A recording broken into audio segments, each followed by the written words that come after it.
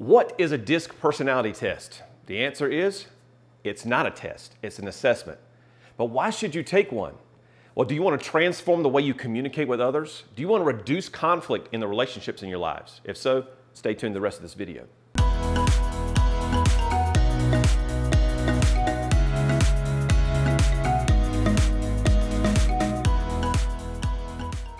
We said a moment ago that it's not a test, it's an assessment, and that's correct. There are no right or wrong answers. Some of us move fast and some of us move a little bit slower. Some of us like to organize things and some of us are more based on having fun. But regardless, it's all about being self-aware. The key point to remember is that everyone is a unique blend of all four of these qualities we're going to talk about. So in terms of history of DISC, we can go way back to Hippocrates back in 400 BC.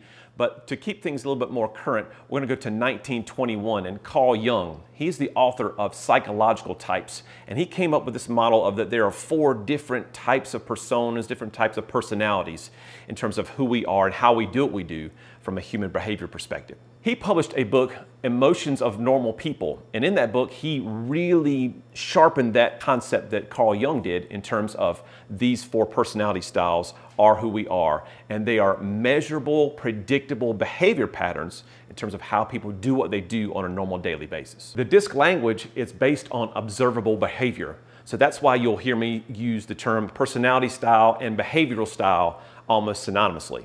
And one other point about Mr. Marston, he actually was the person that created the comic book Wonder Woman! So that was pretty exciting for me as a comic book nerd. Anyway, moving on. The DISC personality assessment became even more popular during World War II. The United States Army used this as a tool to hire and to get the best people in their positions of officers and where they should be within the organization within the U.S. Army. So from there, government kind of leaked that information out to business world, and businesses have been using that in the HR profession since that time. How accurate are these assessments? And these things are crazy accurate. They are over 90%. Again, if you get a good assessment like mine, they are over 90% accurate in terms of predicting what your behavior is as a person or that spouse of yours.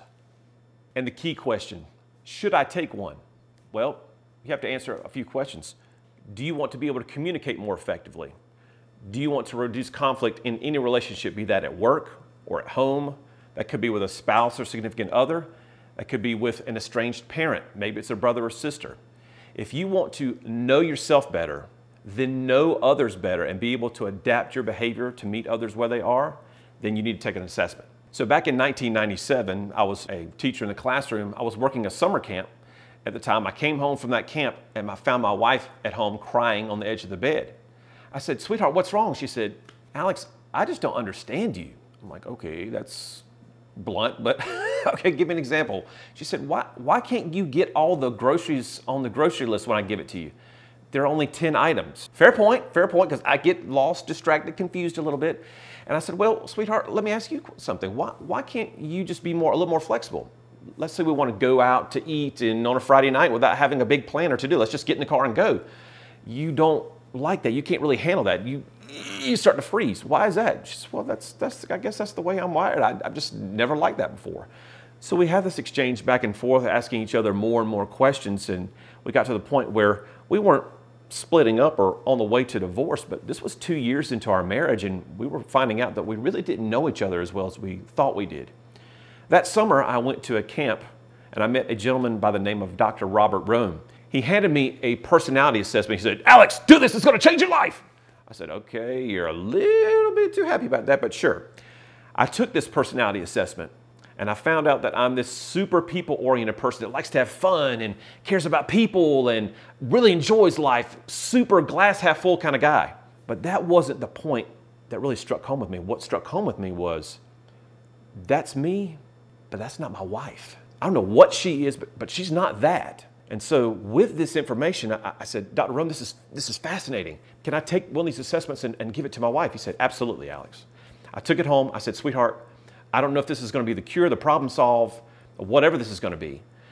But what it did do was allowed us to have her take that assessment grudgingly. I found out that she's the polar opposite of my personality style. She is a very task-oriented, driven individual. I'm the playful, kind person. And neither one of us is wrong.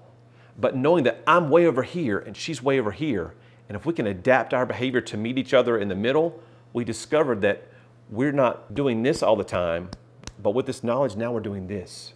We're meshing, we're getting along better, we understand our roles better. It's not a gender-based thing, it's a how do we get along with each other based thing. And so that's made us tremendous marriage partners, so much so that my wife works in my company. She works downstairs, I work upstairs. We meet at the table for lunch every day. She's my only direct report. We have 5 kids.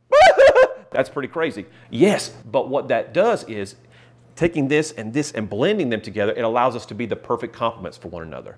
So why take an assessment? Do you want to stay married for 24 years with a spouse? Do you want to understand your child better? Do you want to be able to really help an aging parent in a difficult time who may think about money or living arrangements different than you as a caregiver does? If those things sound good to you, you need to take an assessment. So now that I've perked your curiosity a little bit, for a few dollars, imagine being able to transform the way you communicate in any relationship. Improving a relationship with your significant other or spouse, your parents, a sibling, relationships at work, transforming the way that you can reduce conflict in any relationship. Just click on the link above and you'll be able to find a link to an assessment that'll help you transform the way you communicate.